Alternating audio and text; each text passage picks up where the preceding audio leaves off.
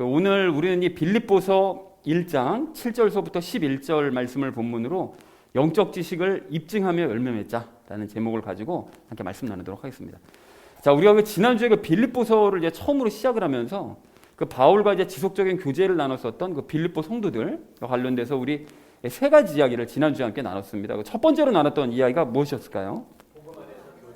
네, 그렇습니다. 우리가 복음 안에서 성도들끼리 서로 교제를 해야 되는데 그 전에 우리가 나눴던 이야기가 불신자들이나 잘못 믿는 사람들, 이런 사람들과는 교제가 힘들다. 왜 힘들다고 그랬는가 하면 서로 이제 속한 영이 틀리기 때문에 그들과의 교제가 힘들다. 그래서 우리가 연합의 복음을 아는 사람들끼리 더욱 우리가 교제를 나누되 예수님과 교제 나누고 성도들과도 교제를 함께 나눠야 된다라는 얘기를 우리가 나눴었죠. 그리고 존재만으로 우리 예수님이나 성도들이나 존재만으로 감사하고 존재만으로 기뻐하고 그들을 위해 이제 기도하고 또 간구해야 된다라는 얘기를 첫 번째로 나눴습니다. 자, 그런가 하면 우리 두 번째로 나눴던 이야기가 무엇이었을까요? 하나님의 이루심을 알자. 네, 그렇습니다. 예수님과 교제를 하면 우리가 예수님을 이제 닮을 수가 있거든요. 근데 이제 예수님이 특별히 고난을 사용해서 우리를 더욱 이제 예수님을 닮도록 고난의 기간을 통해서 예수님을 닮도록 인도해 가신다고 말씀을 드렸습니다. 그런데 그렇게 할 때 죄가 자꾸 이제 방해를 하는 거죠. 그래서 예수님을 이제 닮을 수 있는 기회를 자꾸 이제 잃어버리게 하려고 자꾸 이 고난을 아무 의미가 없다. 이 고난의 기간을 통해 너는 이제 망한다. 자꾸 이런 식으로 믿지 못하게 자꾸 만들어서 이제 우리를 힘들게 하는데, 그럴 때도 우리가 예수님을 믿고 의지하면 예수님께서 그 죄와 싸워서 죄를 물리쳐 주신다라는 얘기를 우리 두 번째로 함께 나눴습니다. 자, 그런 거면 마지막 세 번째로 나눴던 이야기가 무엇이었을까요? 성숙하자. 네, 그렇습니다. 우리가 예수님을 이렇게 도와서 예수님을 닮아갈 수 있는 그 일을 할 수 있을 때 우리가 할 수 있는 유일한 일이라는 것은 믿음 외에는 아무것도 없습니다. 할 수 있는 일이 아무것도 없는 거죠. 그래서 우리가 나눴던 이야기가 자기 부인과 자기 십자가. 나는 아무것도 할 수 없다. 그리고 예수님을 자꾸 믿지 못하게 방해하는 불신을 십자가에 못 박는, 그러니까 내 십자가를 지는 거죠. 그런 일을 할 때 우리가 믿음을 가질 수 있고, 그렇게 될 때 예수님을 더욱 닮아갈 수 있다라는 얘기를 마지막 세 번째로 함께 나눴습니다. 그래서 사랑하는 우리 나눔 있는 교회 성도님들 모두는 우리 안에서 선한 일을 시작하신 이 예수님과 더욱 교제하면서 믿음으로 협조하시기 바랍니다. 여러분, 그렇게 하셔서 하루하루 예수님을 더욱더 많이 닮아가시는 저 여러분 되어주시기를 다시 한번 주님의 이름으로 간절히 축원드립니다. 지난주는 우리가 복음 안에서의 교제에 대해서 우리가 함께 말씀을 나눴었다면, 이번 주는 영적인 지식을 입증하면서 열매 맺는 삶에 대해 말씀을 하세요. 이게 말이 좀 어렵죠. 그래서 이게 무슨 소리인지 각각을 오늘 주제가 무슨 뜻인지 살펴볼 건데, 그래서 오늘 전체 주제를 이렇게 잡았습니다. 영적인 지식을 입증하면서 열매 맺자라는 걸 주제로 각절 말씀 우리 나누는 시간 갖도록 하겠습니다. 먼저 7절 말씀 우리 함께 읽도록 하겠습니다.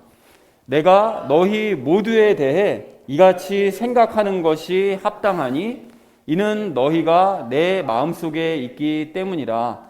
나의 결박당한 일과 복음을 변호하고 확증하는 일에서 너희는 다 나의 은혜에 참여한 자들이니라 라고 말씀하세요. 그래서 말이 좀 길어서 이제 좀 잘랐는데요. 그래서 전반부 말씀을 보면 이같이 생각하는 것이 옳다라고 말씀하세요. 이같이 생각하는 것이 무엇인가 하면 7절 하반절, 방금 여기 적혀져 있었던 그 7절 하반절처럼 생각하는 게 당연한 일이다 라고 바울이 얘기합니다. 그건 이제 잠시 후에 볼 거고요. 그리고 바울이 이제 너희가 빌립보 성도들이 내 마음속에 있다 라고 이렇게 얘기를 하는데, 그러니까 빌립보 성도들이 늘 가까이에 있다고 생각한다는 거예요. 바울에게는 늘 빌립보 성도들이 항상 옆에 있다고 생각하는 거죠. 그럼 왜 바울이 이런 마음을 가지며 왜 이런 고백을 했느냐, 그 이제 하반절에서 얘기를 알 수가 있는데요. 결박당한 일과 복음을 변호하고 확증하는 일, 이게 이제 무슨 것에 대한 이야기인가 하면 바울이 예루살렘에서부터 지금까지 겪고 있는 일들이 바로 이 이야기예요. 기억나시죠? 사도행전에서 바울이 예루살렘에 들어가자마자 결박당하고, 그리고 이제 복음을 이제 재판을 받을 때마다 복음을 변호했잖아요. 복음을 이야기하고, 또 이제까지 감옥에 갇혀서도 많은 사람들이 찾아오면 복음을 가르쳐주는, 확증하는. 그러니까 바울이 지금 여기서 얘기하는 이것이 예루살렘에 들어가서 고난당했을부터 지금까지 있었던 모든 일들을 간단하게 나열한 얘기라는 거죠. 그런데 이게 왜 이 얘기를 했는가 하면 중요한 것은 이러한 말로 미루어서 빌립보 성도들이 이러한 그동안 있었었던, 바울이 겪었었던 이런 모든 소식들을 다 전해 듣고 바울과 교제하고 있었다는 사실을 알 수가 있는 거죠. 그러니까 너희가 이렇게 내가 결박당하고 복음 변하고 확증한 일에서 함께 참여하고 있었었다. 그러니까 그동안 있었던 모든 일들을 빌립보 성도들이 다 알고 있었었다는 얘기가 되는 것이죠. 그래서 그동안 바울이 어떤 어려움을 겪었고 하나님의 은혜로 일이 어떻게 해결되었으며 현재 어떻게 지내고 있는지 등을 다 소식을 통해서 관심을 가지고 알고 있었다는 거예요. 그러니까 그 지난 5절과 또 이번 주 7절의 의미를 분명하게 알 수가 있죠. 지난 5절에서 뭐라고 그랬는가 하면 처음서부터 지금까지 너희가 나와 교제하고 있었다라는 그 의미가 바로 이 이야기라는 거죠. 모든 일을, 바울에 대한 모든 일들을 속속들이 다 알고 있을 정도로 관심을 많이 기울이고 있었다. 그리고 아까 7절에서도 이제 방금 위에서 그 전반부에서 얘기했던 것처럼 그렇게 항상 너희가 내 마음속에 있다, 가까이 있다고 느껴지는 것은 항상 관심을 가지고 옆에서 지켜보고 있으니까요. 그러니까 너희가 항상 내 마음에 있다라고 이야기했다는 사실을 확인할 수가 있습니다. 자, 그래서 바울이 그래서 감옥에 갇혔을 때 빌립보 성도들은 그랬기 때문에 헌금으로 도와주고 사람도 보내어서 에바브로디도 보내가지고 도와주고 했는 일을 그래서 했던 것이었죠. 다른 교회는 관심을 별로 갖지 못했는데 빌립보 성도들은 아주 열심히 그 일에 열심을 냈습니다. 그래서 바울이 자신이 체험한 이 모든 은혜의 과정을 빌립보 성도들도 함께 동참해서 생생하게 체험하고 있다라고, 자기가 모든 일들을 다 알고 있으니까요. 옆에서 모두 같이 이제 간증하면서 그 나누는 거를 다 알고 있다라고 지금 바울이 감사를 표하고 있습니다.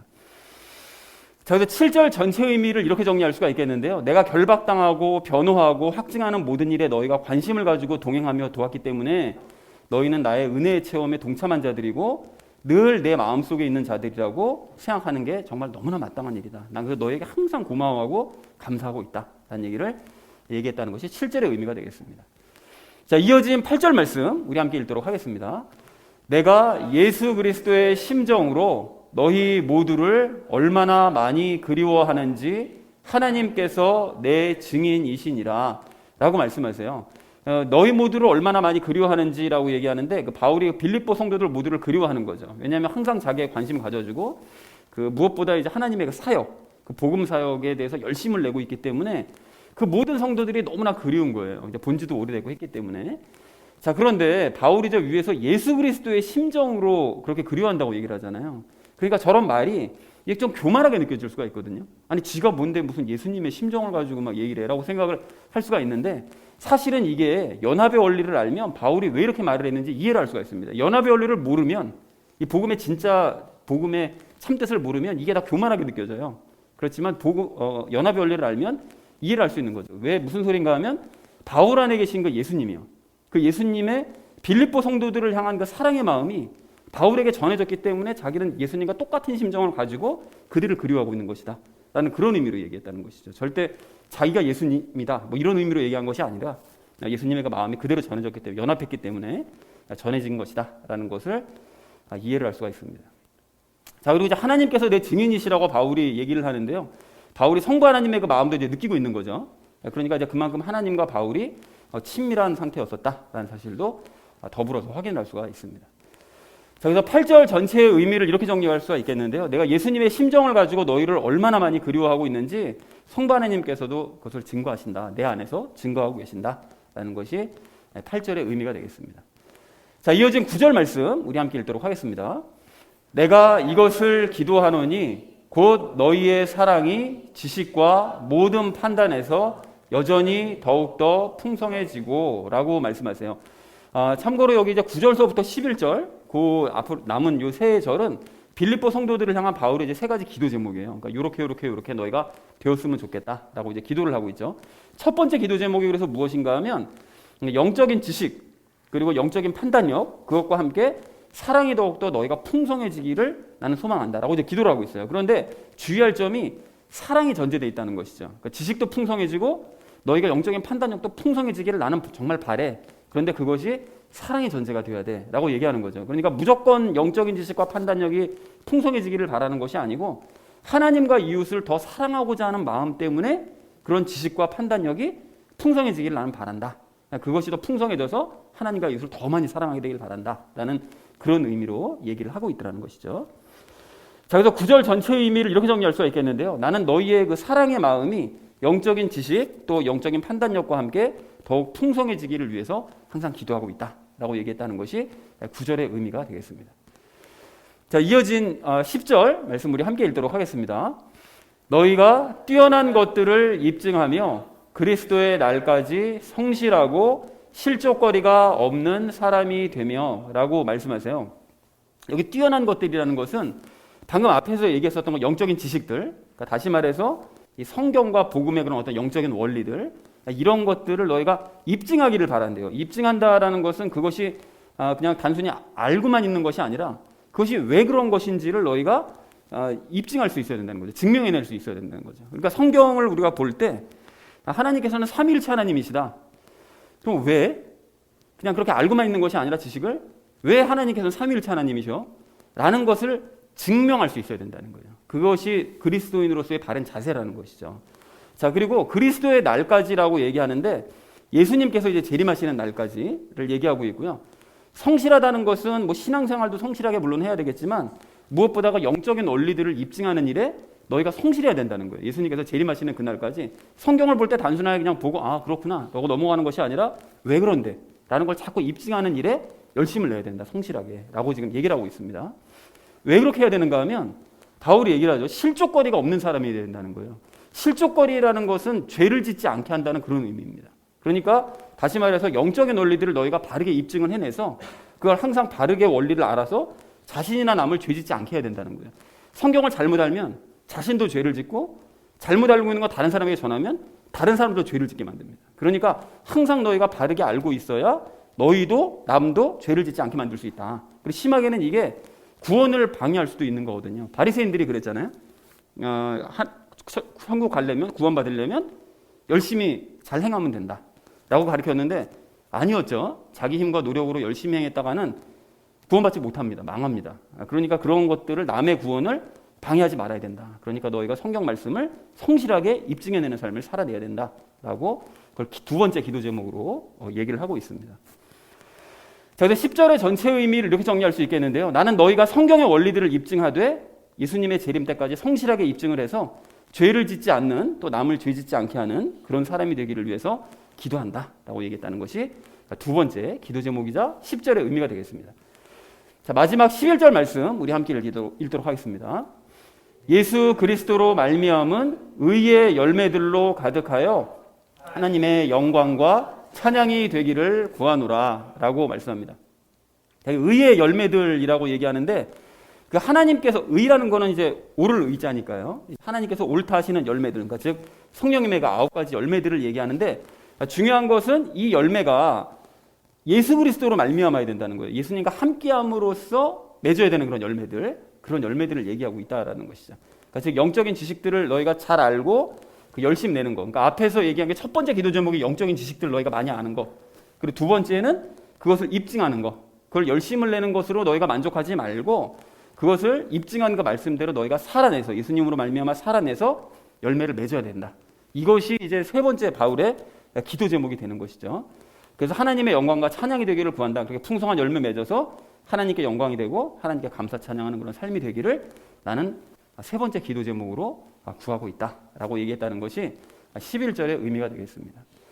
그래서 11절 전체 의미를 이렇게 정리할 수가 있겠는데요. 나는 너희가 예수님으로 말미암은 열매들로 가득하여 하나님께 영광이 되고 하나님을 찬양하는 삶이 되기를 위해 기도하고 있다라는 것이 11절의 의미가 되겠습니다.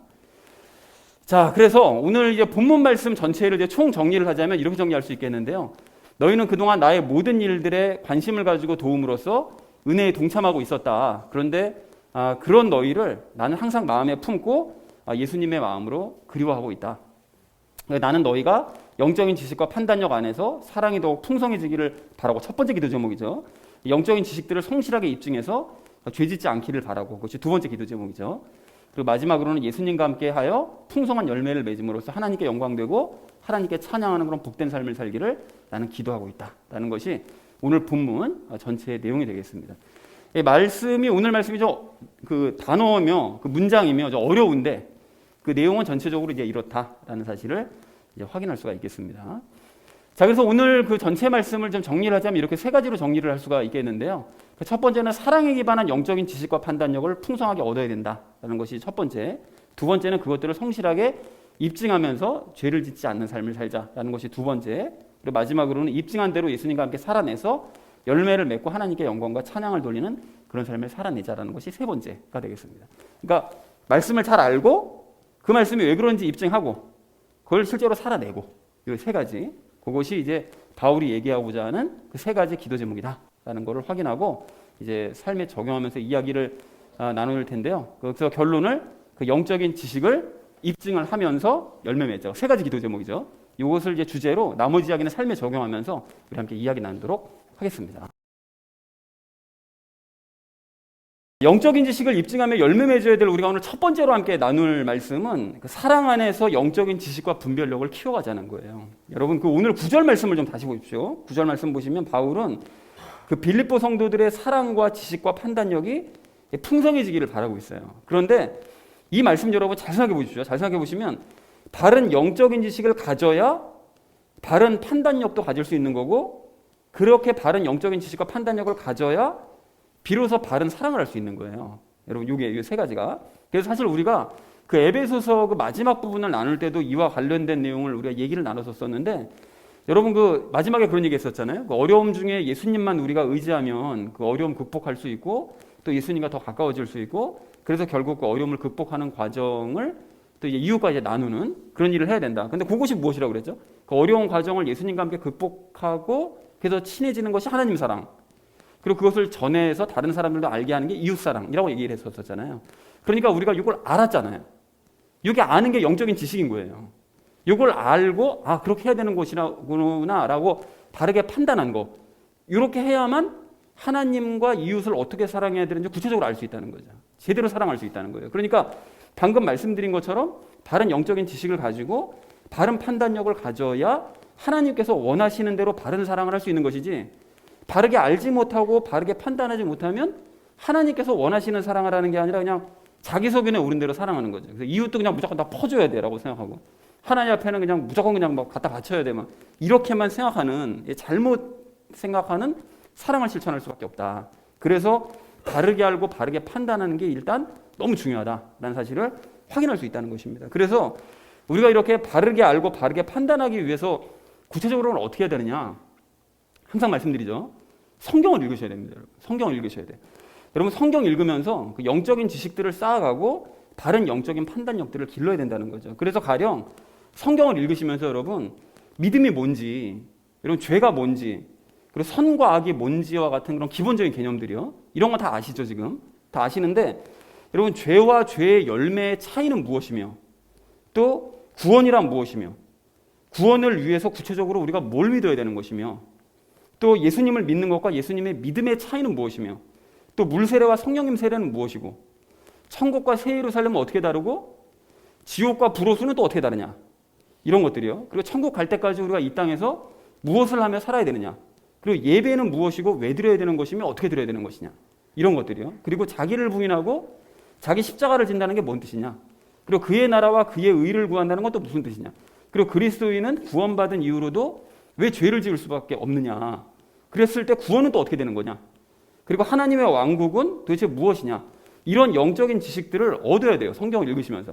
그리고 그에 대해서 무엇이 그럼 옳은 것이냐를 판단하는 바른 판단력도 얻을 수 있어야 된다는 것입니다. 그리고 이 외에도 선악과 왜 만드셨으며 또 예수님이 죽으시기 전에 괴로워하셨던 이유는 무엇이며 산자와 죽은 자가 뭐고 지금은 왜 이런 큰 기적들이 일어나지 않는 것이고 성경에서 말씀하시는 부흥은 뭐고 지금도 우리가 우상들을 막 부시러 다녀야 되는 건지 제사 음식은 먹어도 되는 것인지 금식기도와 방언기도는 도대체 무엇인지 또 어떻게 해야 되는 것인지, 그리고 하다못해 오늘 8절에 바울이 그 했던 말이 왜 교만한 것이 아닌 것인지가 같은 셀 수 없이 많은 그런 질문들이 있잖아요. 성경을 읽다 보면 이 모든 것들에 대한 이유, 그 지식, 바른 판단력, 이 모든 것들을 갖춰야 된다는 거예요. 그래서 많은 사람들이 궁금해하고 있는 이런 것들을 우리가 다 성경을 통해서 알아야 된다는 것입니다. 그런데 방금 말씀드린 장황하게 말씀드린 긴 것들에 대한 답을 이미 설교 시간에 다 말씀을 드렸어요. 그래서 우리가 이것들에 대해서는 답을 할 수 있어야 된다는 거죠. 사실은 이 모든 것들을 지식을 알았기 때문에. 왜 그래야 된다고요? 우리가 왜 이런 일을 해야 되는가 하면 이런 영적인 지식들을 바르게 알아야 바른 판단력을 갖출 수 있고, 그래야 하나님께서 원하시는 바른 사랑을 할 수 있고 바른 신앙생활을 할 수 있기 때문에 이것들을 알고 제대로 판단력을 갖춰야 된다는 것입니다. 그러니까 모르면 안 된다는 거예요. 모르면 하나님께서 원하시는 신앙생활을 할 수가 없다는 거죠. 자, 그런데 이렇게 바른 영적인 지식과 판단력을 갖추기 위해서 우리가 좀 더 근본적으로 갖춰야 될 기본적인 조건이 있는데, 정말 중요한 조건이 있는데요. 여러분 누가복음 10장 21절 말씀을 보시면 이렇게 말씀하세요. 여러분 들어보십시오. 아버지께서 이것들을 지혜롭고 분별 있는 자들에게는 숨기시고 아기들에게는 드러내셨음을 감사하나이다. 과연 그러하옵나이다 아버지요. 이렇게 말씀하세요. 그러니까 뭐라고 말씀하신다고요? 하나님께서는 사람의 조건에 따라서 어떤 사람에게는 말씀을 깨닫게도 해주시고 어떤 사람에게는 말씀을 깨닫지 못하도록 감춰버리신다는 거예요. 숨겨버리신다는 거죠. 그러면 어떤 조건을 가진 사람에게 그런 식으로 행하시느냐? 아기예요, 아기. 아기처럼 되는 거. 그러니까 아기처럼 아무것도 못하고 내가 아무것도 할 수 없다라고 생각하는 그런 사람에게는 하나님께서 그런 사람들의 영적인 지식들을 가르쳐 주신다는 거예요. 눈을 열어서 볼 수 있도록 만들어 주신다는 거예요. 그런데 스스로 지혜롭고 분별력 있다고 생각하는 사람들, 자기가 뭔가 좀 많이 알고 있다고 생각하는 이런 사람들은 사실은 영적인 지식과 판단력을 깨닫지 못하도록 일부러 감춰버리신다는 거예요.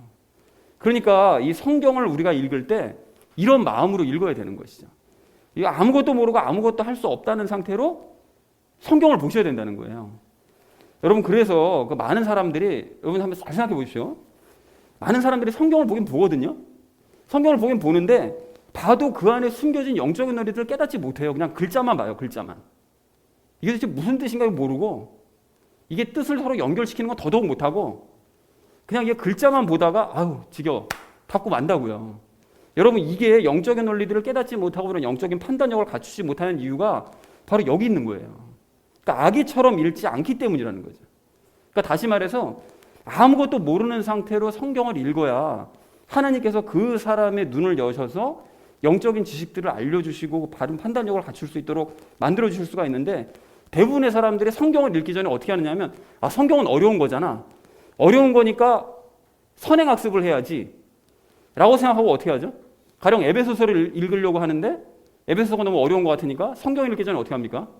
에베소서에 관련된 설교를 먼저 들어요. 그죠? 유명한 목사님 설교 인터넷에서 에베소서에 대해 쫙 설명한 거를 먼저 딱 듣고 난 다음에 그 다음에 성경 봅니다. 그리고 그 성경에 대한 에베소서에 대한 그 유명한 신학자의 책이나 설명을 먼저 쭉 보고 난 다음에 그 다음에 성경을 읽으면 뭔가 좀 보이는 것 같잖아요?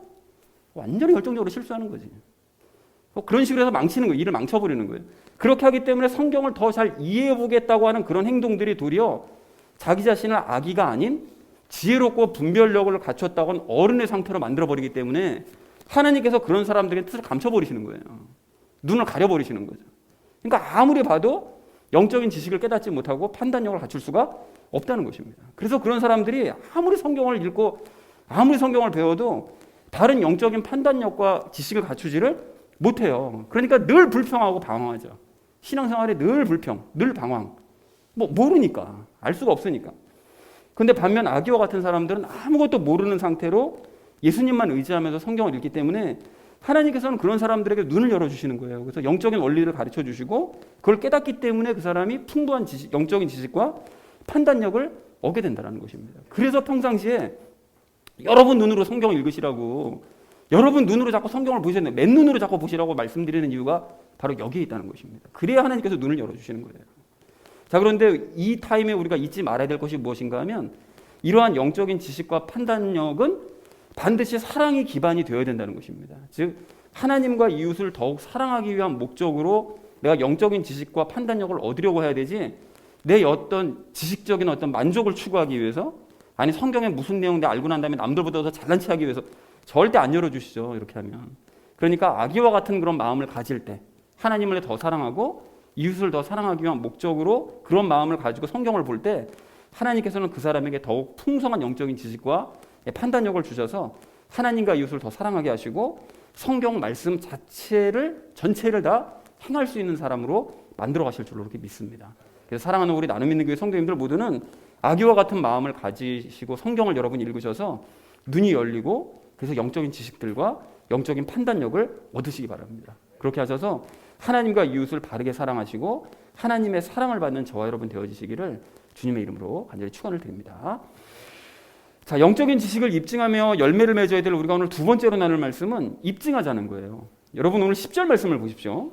10절 말씀 보시면 이 바울은 빌립보 성도들에게 말씀과 영적인 지식들을 성실하게 입증해서 실족하지 말아야 된다라고 이제 권면을 합니다. 그러니까 그렇다면 우리도 마찬가지라는 거예요. 그러니까 우리도 영적인 지식들을 그냥 얻는 거, 아 이게 이런 뜻이구나 라고 그냥 얻는 것으로 만족할 것이 아니라 그게 왜 그런 것인지를 계속해서 입증해 나가야 된다는 거예요. 이게 좀 피곤한 작업이긴 한데 입증하셔야 돼요. 여러분 그 옛날 그 수학 공부하실 때 보면 그 수학을 증명할 수 있는 친구들하고 증명할 수 없는 친구들, 그냥 달달달 공식만 외우는 친구들하고 그게 왜 그런지 원리를 아는 친구들하고 처음엔 비슷한데 시간이 지나고 나면 실력이 확 차이가 날 수밖에 없어요. 왜냐하면 근본적인 원리를 아니까, 입증이 됐으니까. 그런 사람은 똑같습니다 이게. 그래서 가령 이제 조금 전에 나눴던 것처럼 성경에 대한 별도의 지식 없이 그냥 순수한 자기 눈으로 성경을 읽는 사람들이요. 그런 사람들이 성경에 대한 온갖 지식들을 다 갖추고 성경을 읽는 사람들보다 시간이 지나고 나서 보면 하나님의 뜻을 더 잘 깨닫거든요.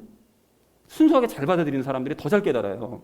그럼 이게 이런 현상이 일어나는 이유가 뭐냐? 이게 공통적으로 일어나는 현상이거든요. 그럼 이게 왜 그런 것이냐? 이게 입증을 할 수가 있어요. 어떻게 해요? 아까 전에 누가복음 10장 21절 말씀처럼 하나님께서 그런 아기와 같은 사람들에게는 눈을 열어주시기 때문에 더 잘 깨닫게 만들어주시기 때문에 그런 일이 일어나는 것이다. 그리고 어른처럼 자기가 뭔가 좀 안다고 생각하고 성경을 보는 사람에게는 눈을 가려버리시기 때문에 말씀을 깨닫지 못하는 것이다 라는 것으로 말씀을 가지고 이런 현상을 입증해낼 수 있다는 것입니다. 이런 영적인 원리들을. 그래서 이 외에도 우리가 새롭게 알게 된 어떤 영적인 지식들을 배우게 되면 아, 그게 그렇구나. 그냥 그러려니 하고 넘어갈 것이 아니고 어떻게 된다고요? 성경을 통해서 계속해서 입증해 나가야 돼요. 그래서 여러분 오늘 7절 말씀도 보시면 바울이 어떻게 하죠? 복음을 변호하잖아요. 그죠? 가만히 두지 않고 복음이 왜 그런 것인지를 자꾸 변호한다고요. 입증을 한다고요. 자꾸 사람들 앞에서. 그렇게 하는 이유가 이것이 그리스도인이 가지고 있는 기본 자세니까. 늘 성경 말씀을 가지고 입증해내는 것이 기본적인 자세니까 이렇게 얘기하더라는 것입니다. 자, 그러면 왜 이렇게 굳이 입증을 우리가 해야 되느냐? 반대로요, 여러분. 입증하지 않으면 어떻게 될까요? 내가 알고 있는 건 입증하지 않고 그냥 알고만 있으면 안 돼요? 라고 생각하면 어떻게 될까요? 그렇게 되면 내가 알고 있는 이 성경이, 복음이, 영적인 원리가 이게 진짜인지 가짜인지 확인할 방법이 없으니까 시간 지나고 나면 신앙이 늘 흔들려요. 어느 순간 갑자기 내가 생각했던 거랑은 틀린 거야. 눈에 보이는 게. 그럼 어떻게 되죠? 아, 이거 내가 알고 있던 게 가짜가 아닌가? 흔들리는 거죠. 그러니까 알고 있는 것을 그때그때마다 입증을 해두면 신앙이 탄탄한데 입증해두지 않으면 늘 신앙이 흔들릴 수밖에 없다는 거예요. 그리고 이게 구원과 관련되면 문제가 더 심각해져요. 여러분 이게 무슨 소린가 하면요.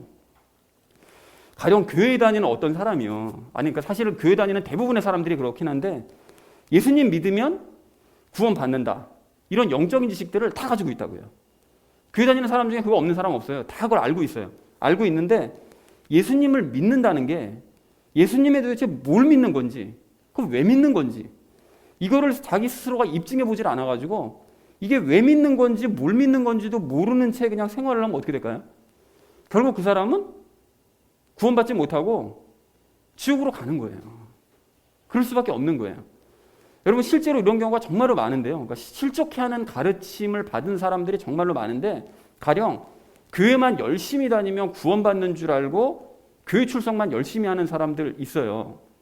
아, 그럼 교회 출석 좀 덜 해야지라고 생각하시면 안 되겠죠, 당연히. 근데 실제로 이런 사람을 봤는데 아, 여기는 진리가 있는 교회니까 여기 교회를 다니면 당연히 나는 구원받은 사람이지. 이렇게만 생각하더라고요. 아니, 알지도 못하고 그걸 깨닫지를 못했는데 어떻게 저절로 구원을 받습니까? 교회만 다닌다고. 그러니까 그런 생각이 실제로 한 사람이 많다는 거예요.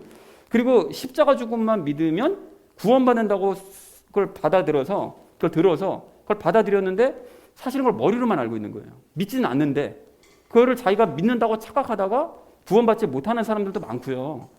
그리고 교회 다니면서 세상적인 어떤 복을 받으면 아, 하나님께서 내게 복을 내려주신 거구나. 아, 나 구원받은 사람이니까 복을 주시는 거구나 라고 그렇게 징표라고 생각해서 세상적인 복만 열심히 추구하는 사람들도 있어요. 그 과거 청교도들도 그랬고요. 자기가 복 받으면 하나님께서 복 주시는 건 줄 알고 이게 구원받은 징표라고 생각하는 거죠.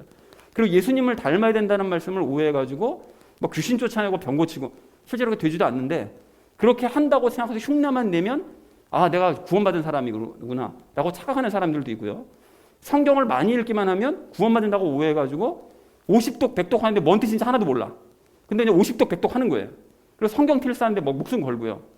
그런 사람들도 있고요. 그리고 뭐니 해도 착한 일 많이 해야 구원받는다 라고 생각해가지고 자기 노력으로 열심히 선행에 힘쓰고는 난 구원받은 사람이야 라고 착각하는 사람들도 저 카톨릭에는 엄청 많고 이 개신교 중에서도 그런 사람들은 엄청 많다는 것입니다. 그래서 이렇게 각자가 자기가 알고 있는 내가 알고 있는 지식, 구원에 대한 지식이 진짜 복음이다라고 굳게 믿으면서 일평생 살았어요.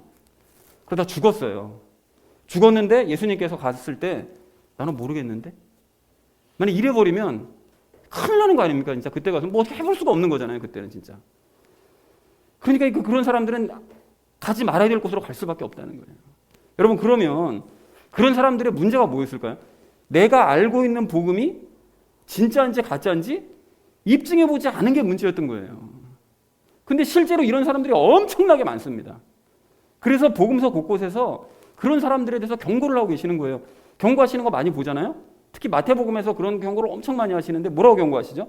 본인이 알곡이라고 생각하는데 실제로는 가라지였다는 것을 모르는 사람들이 마지막 날 슬피 울며 이를 갈게 될 거다 라고 마태복음 13장 42절에서 말씀하시죠. 그리고 또 왕의 초대에 참석해서 먹고 마시고 그 사람들이랑 막 다 어울려요. 옆에 있는 사람들하고 구원받은 사람들하고 다 어울리는데 끝까지 예복을 입지 않아가지고 바깥 어두움에 내쫓겨서 이를 갈게 될 것이다 라고 마태복음 22장 13절에서 경고하시죠. 그리고 또 예수님 알기만 하고 예수님 다시 오실 날을 전혀 예측하지 못해서 자기 소견에 오른 대로 그냥 막 사는 사람들이에요. 그런 사람들 24장 51절에서 경고하시고요.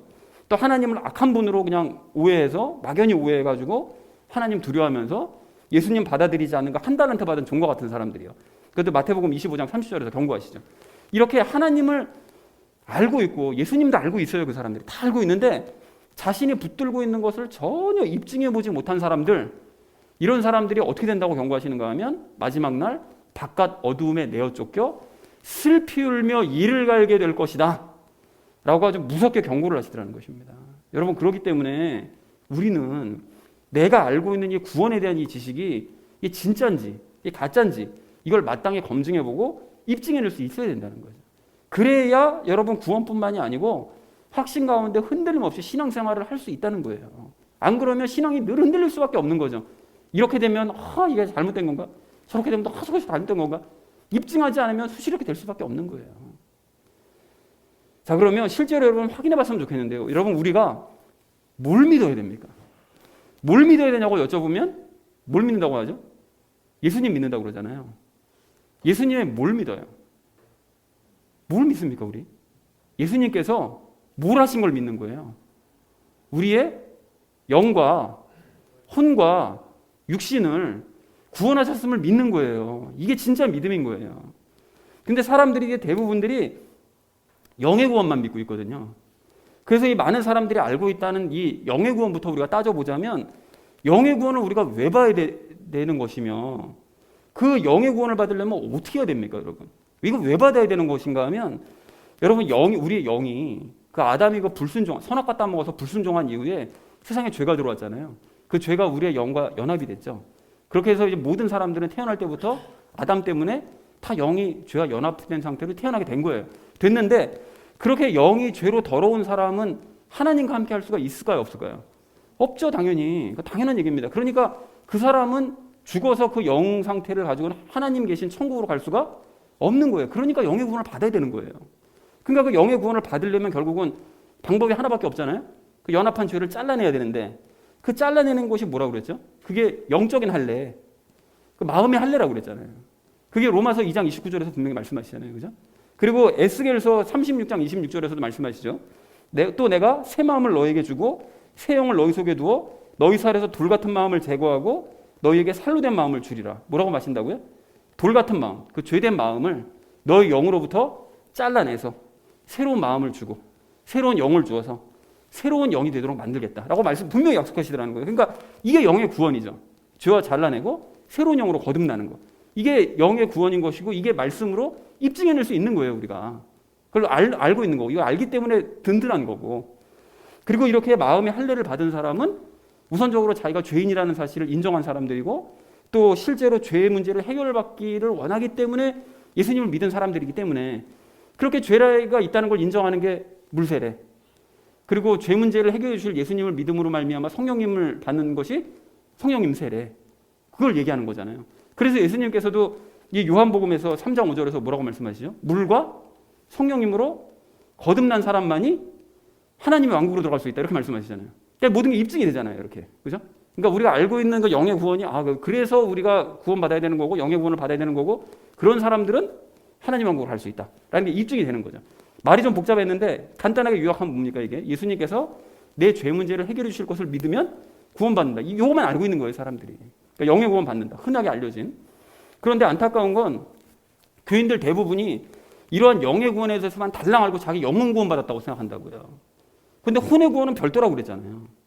그래서 예수님께서 우리의 영을 죄와 분리시키시고 우리의 성령님과 연합시키셔서 영만 구원하시는 분이 아니라 실제로 우리 영의 구원을 이루신 다음에 우리 영 안으로 예수님이 직접 들어오셔서 우리의 혼을 구원해 나가신다고 그랬잖아요. 그 혼을 구원해 나가시는 거는 우리의 인격을 변화시키시고 또 우리의 그런 성격적인 어떤 정신적인 상태를 변화시켜 가시는 거. 그걸 구원하시기 위해서 우리 안에 들어오셔서 변화시켜 가신다고 그랬는데 이것에 대한 구절이 고린도후서 13장 5절에서 말씀하시잖아요.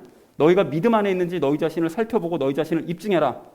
예수 그리스도께서 너희 안에 계시는 줄을 너희가 스스로 알지 못하느냐? 그렇지 않으면 너희는 버림받은 자니라. 그러니까 영의 구원만 받는다고 해서 너희가 버림받지 않았다고 자신할 것이 아니라 예수님께서 너희 안에 계셔서 역사하고 계신다는 걸 믿지 않으면 너희 버림받은 자야, 구원 못 받은 자야 라고 분명하게 말씀하시잖아요. 그러니까 예수님이 우리 안에 계신다는 사실과 그리고 그분이 우리 안에 들어오셔서 나를 변화시키는, 입증해 내시는, 내 삶을 통해 구원받았다는 사실을 입증해 내시는 이 사실을 믿지 않으면 너희는 구원받지 못한 자라고 말씀하시더라는 것입니다. 그러니까 혼의 구원이라는 것은 선택사항이 아니라 필수사항이다라고 말씀하시더라는 거예요.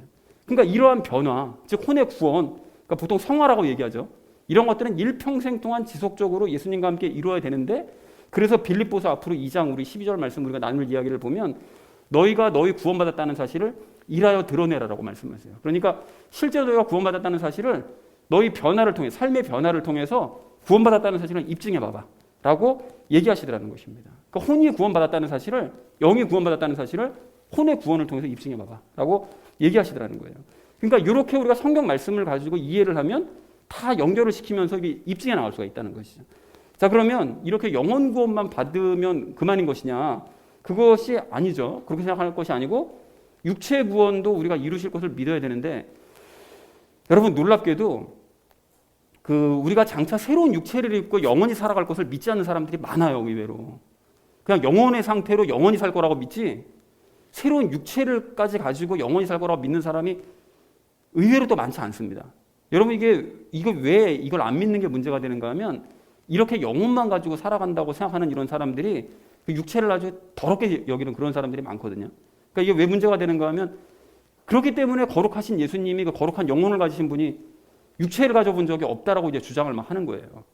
그러니까 예수님이 육체를 가져본 적이 없다고 만약에 주장을 해버리면 그러면 예수님이 제자들과 함께 식사하셨다는 말들은 다 거짓말이 되는 거고 또 변화산에서 새로운 육체를 입으셨다는 것도 거짓말 되는 거고 그리고 부활하셔서 구멍난 손과 옆구리 보이셨다는 것도 다 거짓말 되는 거고 육체가 없으면 그리고 무엇보다 예수님이 십자가 고난이 이게 거짓말이 되는 거죠. 그 육체의 상태로 고난받으셨다는 게 이게 육체가 없었으면 받으실 리가 없는 거잖아요. 그렇게 되면 우리는 구원조차 받을 수 없는 상태가 되는 것이기 때문에 예수님께서 육체 입고 생활하시다가 육체를 입고 십자가에서 돌아가시고 새로운 육체 가지고 부활하셨다는 사실을 우리가 인정하고 알고 있는 거 이게 너무 중요한 얘기라는 거예요. 그래서 예수님께서 혹시라도 우리가 육체의 구원을 믿지 못할까 봐 변화산에서 그 새로운 육체로 변화되는 모습을 일부러 더 우리에게 보여주신 거죠.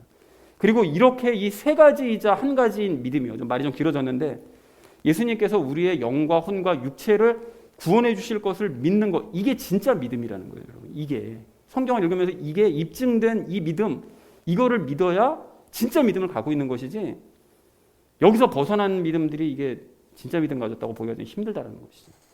자, 그래서 오늘은 이렇게 우리가 시간 관계상 영혼육의 구원에 대해서만 간략하게 우리가 입증을 했지만 이 외에도 우리가 알고 있는 영적인 원리들이요. 아까 전에 얘기했던 가령 선악과 왜 만드셨는가, 지금은 왜 큰 기적들이 일어나지 않는가 이런 것들에 대한 이런 이 영적인 원리들을 여러분 성경을 통해서 계속해서 스스로 입증해 내셔야 돼요. 여러분 그 생활하시다가 갑자기 예수님과 관련된 어떤 그런 아이디어가 생각이 떠올랐어요. 그러면 그 생각이 이게 왜 그런 거지?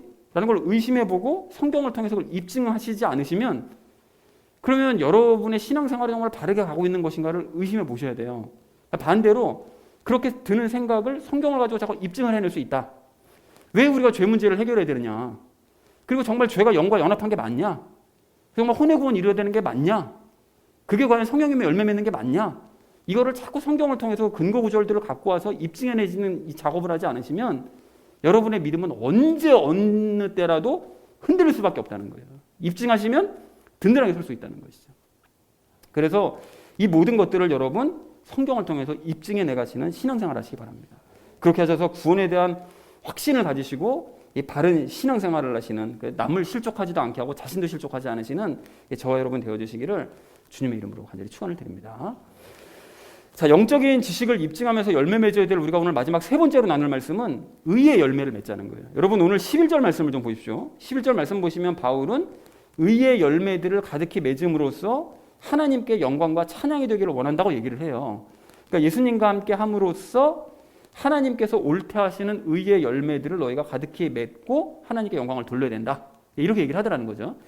자, 근데 여러분 우리가 방금 그 나눴던 앞에 그 적용 1, 또 적용 2, 이 말씀이 그 영적인 지식들을 얻자. 그리고 얻은 지식들을 입증을 해보자. 이런 얘기를 했잖아요. 근데 이 모든 것들이 사실은 이 지식과 관련된 것들이죠. 영적인 지식과 관련된 것들인데 신앙생활에서 여러분 일단 이걸 무시하시면 안 돼요. 절대 무시하시면 안 됩니다. 그러니까 앞에서도 강조했던 것처럼 바르게 아는 건 너무나 중요한 일이에요. 아주 기본적인 작업이에요. 바르게 알지 못하면 시작도 못하는 거고 바르게 아는 건 너무나 중요한 일인데 그러한 지식보다 더 중요하고 궁극적으로 중요한 것이 무엇이냐. 이걸 알았다면 행해야 되고 행해서 결국은 열매가 맺혀져야 된다는 거예요. 이게 정말 중요하다는 것이죠. 이게 결론인 거예요. 그래서 가령 앞에서 이제 나눴던 그 이야기들 있잖아요. 영적인 지식들 중요한 거, 나 알겠어. 그러면 그것을 위해서 그걸 입증을 해야 돼. 라는 것도 나 동의해. 그렇게 해야 되겠지. 동의는 하는데 막상 성경을 읽는 행위는 안 한다. 이 모든 것들을 이루기 위해서 성경을 읽는 행위를 해야 되는데 그건 안 한다. 심지어 죽어도 안 읽는다. 그렇게 되면 그럼 여러분 그 사람은 사실 아는 게 아닌 거고요. 그리고 열매도 전혀 못 맺어. 열매 맺을 걸 기대하면 안 돼요. 그런 상태로 무슨 열매를 어떻게 맺습니까? 절대 열매 맺을 수가 없어요. 그래서 예수님께서도 사람들을 모였다 하면 가르치셨잖아요. 복음서를 보세요. 모이면 일단 가르치세요. 그리고 가르치시는데 그에 못지않게 행함에 대해서도 여러분 복음서를 잘 보세요. 행함에 대해서도 참 많이 강조를 하세요. 그래서 가령 어떤 율법사가 예수님 시험하려고 가르침 중에서 최고 좋은 가르침이 뭡니까? 우리 영생 얻으려면 어떻게 되죠? 이렇게 예수님께서 질문을 하니까 예수님께서 역으로 질문하시잖아요. 그럼 너는 어떻게 생각하니? 너 영생 얻으려면 어떻게 된다고 생각해? 그랬더니 그 율법사가 얘기하잖아요. 자기 자신이 이제 잘났다는 걸 드러내 보이려고 하나님 사랑하고 이웃 사랑해야죠. 이렇게 자신 있게 대답을 하더라는 거예요. 그랬더니 예수님께서 야, 너 말 잘했다. 그렇게 말 잘했으니까 행해. 행하면 살 거야, 네가. 그러면 영생 얻는 거야.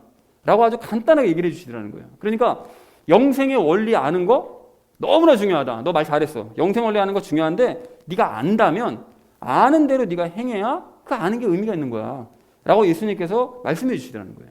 그래서 우리가 지지난주 그 에베소서를 정리를 할 때 마무리하면서 그 나눴던 이야기도 행함에 대한 이야기였었는데 바울이 그 전신갑주에 대해서 얘기를 하잖아요. 근데 전신갑주에 대한 얘기를 하고 난 다음에 그건 말 따로 행동 따로 한 게 아니라 지가 실제로 그 본인이 전신갑주 입고 그 고난의 과정을 극복하고 있더라고요. 실제로. 그렇잖아요? 그러니까 말을 한 것과 동시에 행함을 실천하는 이 일들을 하더라는 것입니다. 그래서 우리도 이렇게 행해야만 12해 동안 혈루증 앓던 그 여인처럼 또 두려워하지 않고 믿음만 가졌던 그 야이로처럼 기적 체험할 수 있고 무엇보다 이 어려움 중에 예수님과 더욱 친밀해질 수 있고 어려움을 통해서 예수님을 더 많이 닮아갈 수 있고 열매 맺을 수 있다라고 우리가 나눴다는 거예요. 그러니까 행하는 게 참 중요하다라고 말씀을 드렸다는 것입니다. 그런 의미에서 여러분 또다시 좀 중요한 점을 말씀드리려고 하는데 이렇게 아는 대로 행하려면 어떻게 되느냐. 이것도 역시 아기처럼 되어야 돼요. 아기처럼. 여러분 아는 것이 많고 경험이 많잖아요. 점점 아는 것이 많아지고 경험이 많아지면 사람들이 보통 이제 말씀을 내가 어떻게 행할 것이냐를 자꾸 머리를 굴려요. 그리고 이거를 방법을 어떻게 하면 찾을 수 있을까? 자기 의지를 막 불태웁니다. 그런데 그렇게 해서는 절대로 말씀대로 행할 수가 없는 거죠. 그래서 이스라엘 백성들과 바리새인들이 그렇게 하면 안 된다는 걸 자기네 삶을 통해서 보여줬잖아요. 그래서 우리는 예수님께서 말씀하신 대로 아기와 같은 그런 마음을 가져서 스스로 내 힘으로 할 수 있는 것이 아무것도 없다라는 사실을 인정하고 예수님만 의지하게 되면 예수님께서 나를 대신해서 친히 행해 주시기 때문에 우리가 말씀대로 행해지는 역사를 체험할 수 있다는 거예요. 그래서 우리가 포도열매처럼 성령님의 열매도 맺어지는 거예요. 여러분, 그래서 사랑해야지가 아니라 사랑이 되어지고 기뻐지고 평안해지고 오래 참아지고 부드러워지고 또 선해지고 믿어지고 온유해지고 절제해지는 이런 역사가 일어나게 된다는 것이죠. 그리고 이런 사람들이 바로 마태복음 25장에서 말씀하시는 양과 같은 사람들인 거예요. 자기가 선행을 줄을 몰라요. 왜냐하면 예수님의 힘으로 행했기 때문에 내가 착한 일 했나? 이걸 모르는 거예요. 그리고 그런 사람들이 오늘 빌립보 성도들과 같은 사람들인 거예요. 아기처럼 예수님만 의지하면서 행동을 하다 보니까 바울을 열심히 돕긴 돕는데 자기네가 돕고 수고한다는 생각을 못해요. 그냥 당연히 해야 된다고 생각하고 돕는 거예요. 그냥. 그래서 사랑하는 우리 나눔 있는 교회 성도님들 모두는 아는 일에 열심을 내시되 아는 대로 살아내셔서 최종적으로는 열매 맺으시기 바랍니다. 그리고 그렇게 아는 대로 살아내시기 위해서 아기처럼 아무것도 할 수 없다는 사실을 고백하시고 말씀대로 살아내기를 소망하시면서 여러분 예수님만 의지하시기 바랍니다. 그렇게 하셔서 성령님의 열매들을 풍성하게 맺으시고 하나님께 영광 돌리는 저 여러분 되어주시기를 주님의 이름으로 간절히 축원을 드립니다. 영적인 지식을 입증하면서 열매를 맺기 위해서 우리가 무엇을 해야 되느냐. 첫 번째로 지식과 관련된 이야기들 나눴었죠. 사랑 안에서 영적인 지식과 판단력, 분별력을 키워가야 된다라고 말씀을 드렸는데 바르게 알아야 어떻게 할 수 있다고요? 바르게 알아야만 바르게 판단할 수가 있는 거죠. 그리고 그렇게 할 때 바르게 뭐 할 수 있다고요? 사랑도 할 수 있다라고 이제 말씀을 드렸었죠. 자, 그리고 두 번째로 우리 나눴던 이야기가 바른 영적인 지식과 판단력은 무엇을 통해서 얻을 수 있다고요? 바르게 알려면 말씀을 성경을 통해서 우리가 이 지식과 판단력을 얻을 수 있는 것이다. 그리고 누구와 같이 성경을 읽는 사람만이 바른 영적 지식과 판단력을 얻을 수 있다고요. 그렇죠. 어린아이 또는 아기와 같이 읽는 사람들이 얻을 수 있는 거죠. 그러니까 여러분 이걸 거꾸로 생각하시면 눈에 탁 보이는데 아기처럼 성경을 읽는 사람이 바른 영적인 지식과 판단력을 얻을 수 있고 그런 사람이 바르게 사랑할 수 있다. 이렇게 확인할 수가 있습니다. 그러니까 아기처럼 되는 게 이게 너무 중요한 거예요. 성경을 읽을 때 하나님 말씀 앞에 섰을 때 나는 아기처럼 아는 게 아무것도 없어요. 그러니까 가르쳐 주세요. 이런 자세로 읽을 때 바르게 알 수 있고 바르게 사랑할 수 있다. 행동할 수 있다. 라는 사실을 확인하시면 좋을 것 같습니다. 자, 그리고 두 번째 우리 나눴던 이야기가 무엇이었죠? 입증하자고 그랬죠. 입증하자고. 아는 것을 그냥 그렇구나 라고 이제 넘어갈 것이 아니라 입증을 해야 돼요. 영적인 논리들을 아는 것으로 만족하지 말고 뭐 해야 된다고요? 입증해야 된다. 자, 그리고 자신이 알고 있는 구원의 원리를 무엇해야 구원에 대한 확신을 가질 수 있다고요? 똑같이 입증을 해내야 자기가 알고 있는 걸 입증을 해내야만 구원에 대한 확신을 가질 수 있고 신앙생활도 흔들리지 않을 수 있다라는 얘기를 했었죠. 그리고 그런 의미에서 우리는 예수님이 우리의 무엇과 무엇을 구원했다는 사실을 영과 혼과 또 육신을 구원했다는 사실을 믿어야 된다. 이게 진짜 믿음이다. 이걸 가져야만 구원에 대한 확신을 가질 수 있고 그렇고 늘 구원의 원리들을 입증해내는 삶을 살아낼 수 있다라는 얘기를 두 번째로 우리 확인했습니다. 마지막으로 우리 함께 나눴던 이야기가 의의 열매를 맺자고 말씀을 드렸었죠. 그래서 바르게 아는 것도 참 중요한데 알았다면 어떻게 된다고요? 아는 대로 뭐 해야 되고 행해야 되고 그리고 뭐가 맺혀야 된다고요? 열매가 당연히 맺혀져야 됩니다. 이게 결론이 이거예요. 결론은 아는 것도 중요하고 입증하는 것도 중요한데 결론은 그렇게 했다면 결국 이렇게 돼야 된다는 거죠. 결론적으로. 그래서 누구와 같은 사람이 행해짐을 체험하고 열매가 맺히는 체험을 할 수 있다고요?